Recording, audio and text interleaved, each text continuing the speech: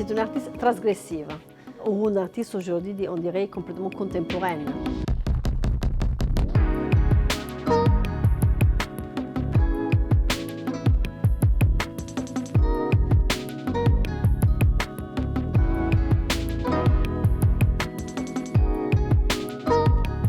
Sa mère, Maman Maddalena, que c'est un personnage très essentiel dans la production artistique, dans la vie bien sûr, mais dans la production aussi artistique de Susanna Valadon. Il n'accepte pas donc son destin dans les Limousins où il avait une fille d'un père inconnu. Il décide donc de quitter les Limousins, d'aller à Paris. On imagine Paris à ce moment-là, c'est le début de la révolution industrielle. Il choisit donc la butte de Montmartre pour s'installer. Et c'est comme ça que commence l'aventure Valadon. Et Valadon, c'est vraiment presque un concept.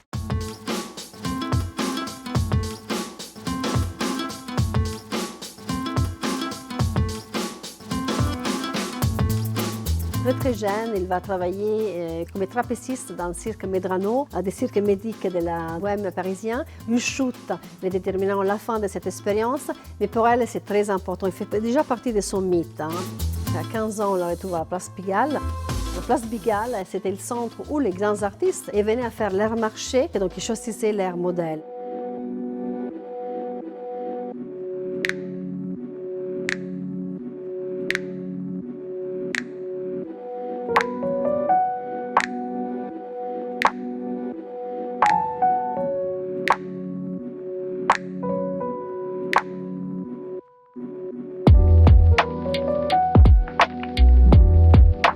Donc c'est à ce moment-là qu'elle commence son activité. Des muses bien sûr, des modèles, mais en même temps, il se lance dans son pratique artistique. Et au moment qu'elle est là, qu'elle pose, pendant des heures, dans des poses très très dures, avec une discipline physique très importante, c'est là qu'elle se nourrit, parce qu'il apprend de façon plus indirecte, mais complètement magique, il absorbe, il sait que Renoir c'est un génie, il sait qu'il peut vivre des Chavannes, il les admire.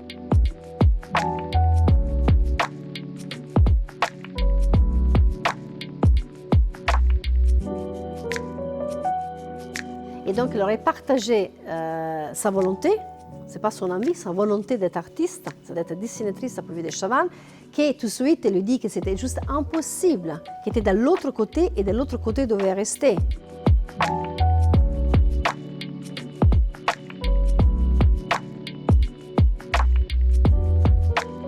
Des gars regardant en admirant donc ses dessins et il lui dira voilà, vous êtes des nôtres, vous êtes vraiment, vous êtes un artiste plein entière et vous êtes juste exceptionnel.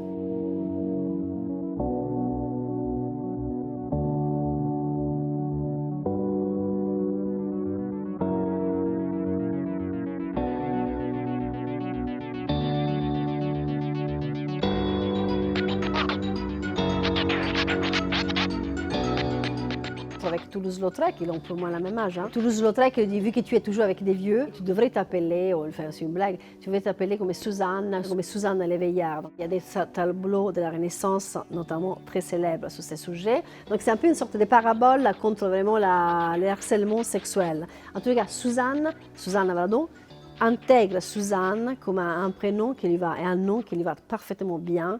Et donc à partir de ce moment-là, elle s'appellera Suzanne et signera ses tableaux Susanna Valadon. Ces dessins sont juste inoubliables. Quand on voit un dessin de Susanna Valadon, on ne peut plus l'oublier.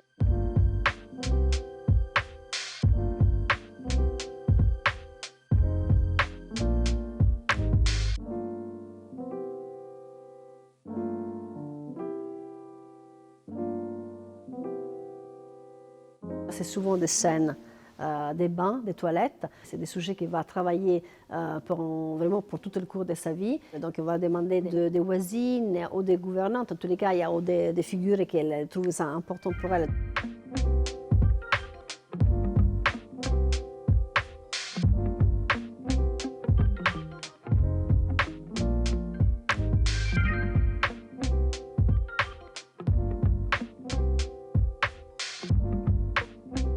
C'est Suzanne qui va lui donner vraiment des couleurs qu'elle a créées pour lui, pour l'amener donc dans la peinture. Et c'est comme ça que commencera son activité artistique. Cette colline, cette butte, c'est là qu'il y a le quartier général des artistes, des intellectuels. Il y avait les cafés, les bars, tout venait de Montmartre.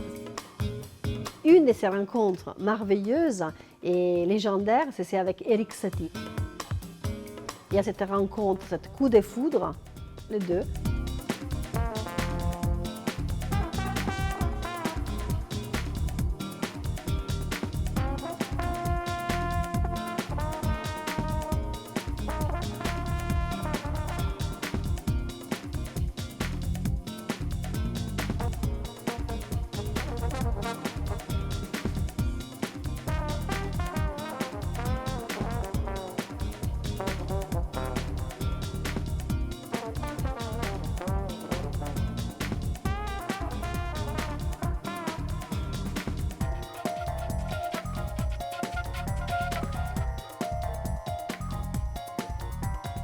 Elle se présente en 1909 comme Ève, Ève magnifique, elle a 44 ans.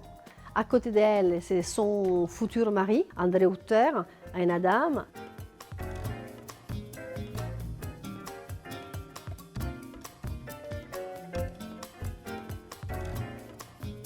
Déjà qu'une femme peint un corps féminin nu, c'était difficile, mais c'était impossible, inacceptable qu'il peint un corps d'un homme nu.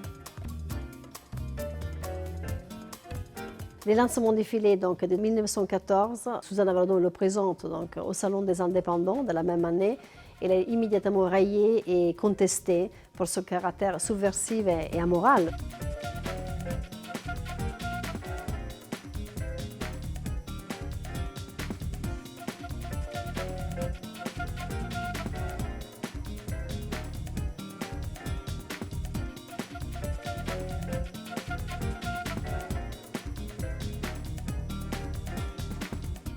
Elle ne s'est jamais revendiquée avec le mot féministe, mais sûrement c'est une femme profondément féministe, une artiste qui a ouvert beaucoup de voies.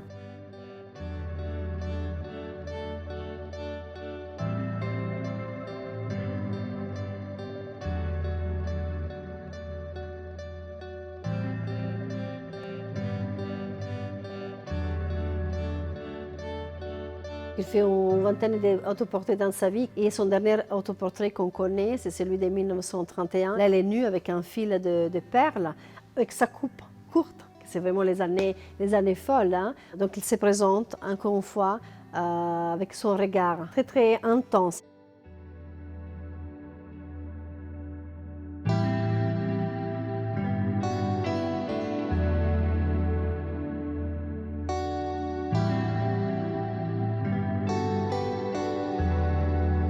Il mourra à 72 ans, mais il a une vie vraiment où l'intensité de la production artistique est toujours constante. C'est pour ça aussi qu'il laisse une œuvre monumentale, parce que nous sommes à 600 œuvres entre peinture et dessin.